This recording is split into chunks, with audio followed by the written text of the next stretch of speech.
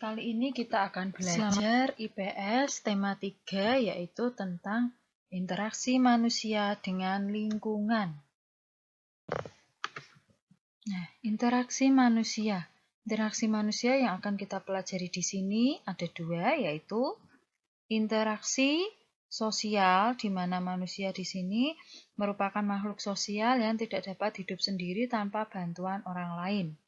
Selain interaksi sosial, juga ada interaksi apa ini?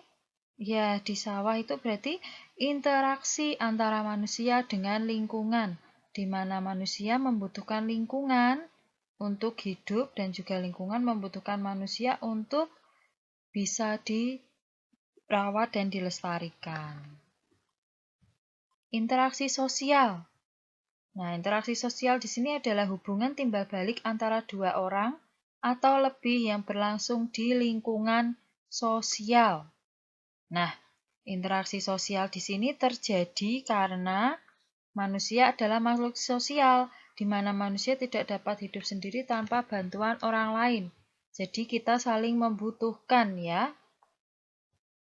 Syarat adanya interaksi sosial adalah adanya komunikasi atau interaksi antara dua orang atau dua arah atau timbal balik ya. Adanya komunikasi dua arah atau timbal balik di mana komunikasinya bisa antara satu orang dengan yang lainnya, baik itu individu, kelompok maupun individu dengan individu.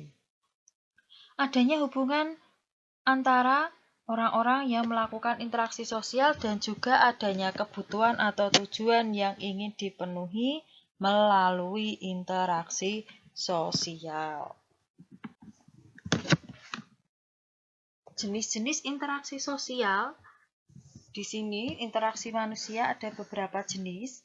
Yang pertama ada interaksi individu dengan individu atau interaksi antar individu. Kemudian interaksi individu dengan kelompok. Contohnya di situ guru menjelaskan kepada siswa ya. Kemudian interaksi kelompok dengan kelompok atau interaksi antar kelompok. Interaksi individu dengan individu merupakan interaksi yang dilakukan oleh dua orang. Sedangkan interaksi individu dengan kelompok merupakan interaksi yang dilakukan antara satu orang dengan suatu kelompok atau suatu kelompok dengan satu orang. Kemudian interaksi antar kelompok adalah interaksi yang dilakukan oleh dua orang atau lebih kelompok. Contohnya di sini dua tim yang akan bertanding di pertandingan sepak bola, bola basket atau pertandingan yang lain. Yang tim ya. Contoh interaksi individu dengan individu di sini yang pertama, dua orang yang saling menyapa ya, dua orang saling menyapa itu contoh interaksi individu dengan individu. Kemudian pembeli membayar di kasir. Jadi kita membeli sesuatu ketika pergi ke toko, membeli sesuatu, membayar di kasir, lah itu terjadi interaksi antar individu. Kemudian berjabat tangan. Kalau sekarang bertemu tidak berjabat tangan ya, tapi mengucapkan salam. Nah, itu juga contoh interaksi antar individu. Kemudian dokter memeriksa pasien dan ibu menyuapi anaknya. Berikutnya contoh interaksi individu dengan kelompok yang pertama. Guru menjelaskan materi kepada siswa yang ada di suatu kelas. Selain itu, nah ini melakukan apa ini Bapak Soekarno? Ya, berpidato di depan orang banyak ya.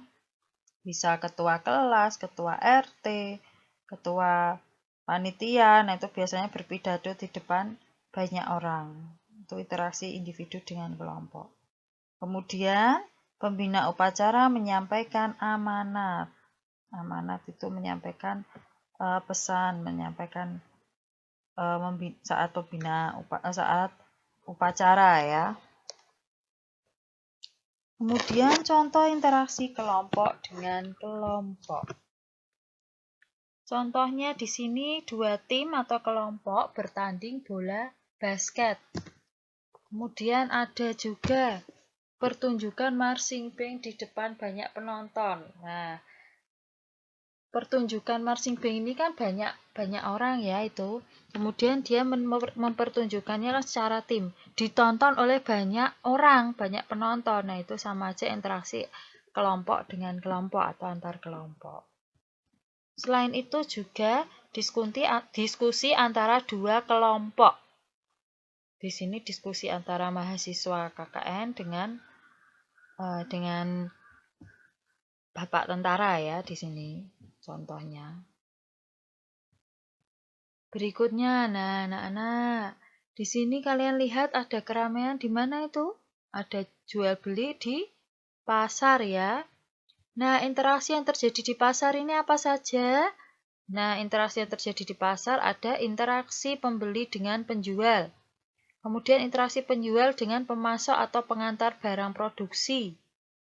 Dan interaksi antara penjual dengan penjual juga bisa ya, atau interaksi antara penjual dengan petugas pasar juga bisa. Nah, di dalam berinteraksi kita perlu adanya sikap tenggang rasa dan toleransi. Tenggang rasa itu apa? Tenggang rasa merupakan ucapan, sikap, dan perbuatan untuk menjaga perasaan orang lain karena adanya perbedaan dengan kita. Sedangkan toleransi adalah ucapan, sikap, dan perbuatan kita dalam menghargai perbedaan dengan orang lain.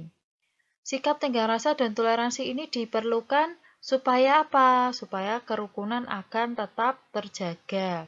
Aktivitas berjalan lancar, persatuan dan kesatuan akan meningkat, serta kehidupan kita terasa nyaman, tentram, damai. Kemudian interaksi dengan lingkungan. Interaksi manusia dengan lingkungan alam adalah hubungan timbal balik antara manusia dengan alam. Di mana lingkungan alam dan manusia di sini saling mempengaruhi.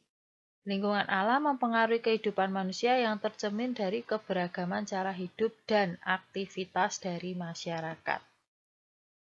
Manusia memerlukan lingkungan alam untuk memenuhi kebutuhan hidup melalui berbagai aktivitas, di antaranya penebangan pohon untuk dibuat lahan perkebunan dan perpindahan. Kemudian mengubah hutan menjadi kawasan industri. Nah, kemudian ada interaksi dengan lingkungan hidup atau alam. Contohnya apa? Contohnya petani teh yang sedang panen. Kemudian nelayan mencari ikan di laut. Penambang pasir mengambil pasir di aliran sungai, mengambil kayu hasil hutan, dan masih banyak lagi ya. Contoh lain juga ada tradisi subak yang ada di Bali, pengairan sawah. Nah, berikutnya anak-anak, untuk lebih memahami lagi, kalian bisa latihan soal dari tema 3 subtema 1. Kerjakan latihan soal tersebut di buku paket IPS. Jika ada yang kurang paham bisa ditanyakan ya. Nah, anak-anak, tetap semangat belajar, jaga kesehatan, jangan lupa rajin cuci tangan, dan juga jika pergi keluar rumah, jangan lupa memakai masker. Semangat belajar, Tuhan Yesus memberkati.